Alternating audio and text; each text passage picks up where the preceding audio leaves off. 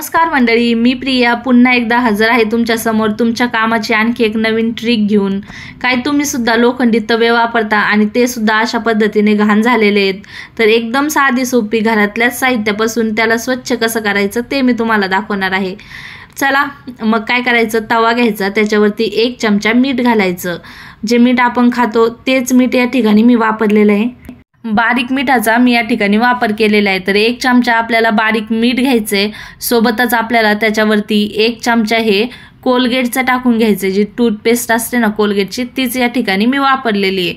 तर 1 चमचा तो आपल्याला या ठिकाणी घालून घ्यायचा आहे आणि त्याच्यावरती थोडंसं पाणी घालायचं, म्हणजे हे आपल्याला ओलं करायचं आहे। आणि जी आपली भांडे घासायचा काथ आहे ना, त्याच घासणीने आपल्याला हे घासून घ्यायचं आहे। बघू शकता अशा पद्धतीने। तर हे कोलगेट आणि मिठाच्या मिश्रणामुळे आपला तवा हा एकदम स्वच्छ तयार होतो।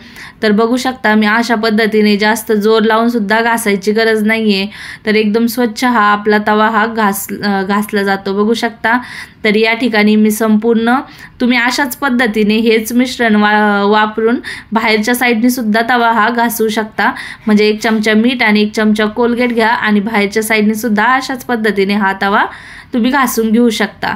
तर बघा मी पाणी घातलेलं आहे या ठिकाणी आणि आता बघू शकता अगोदर कसा होता आणि आता किती स्वच्छ हा आपला तवा निघलेला आहे बघा। तर तुम्हाला वाटत असेल कोलगेटचा वास वगैरे येईल, तर त्यासाठी पुन्हा एकदा डिशवॉश लिक्विडने किंवा आपल्या भांड्याच्या साबणाने आपण याला घासून घेऊ शकतो। तर अशा पद्धतीने मी भांड्याच्या साबणाने सुद्धा घासून घेतलेला आहे आणि आपला तवा एकदम स्वच्छ हा वापरण्यासाठी तयार झाला।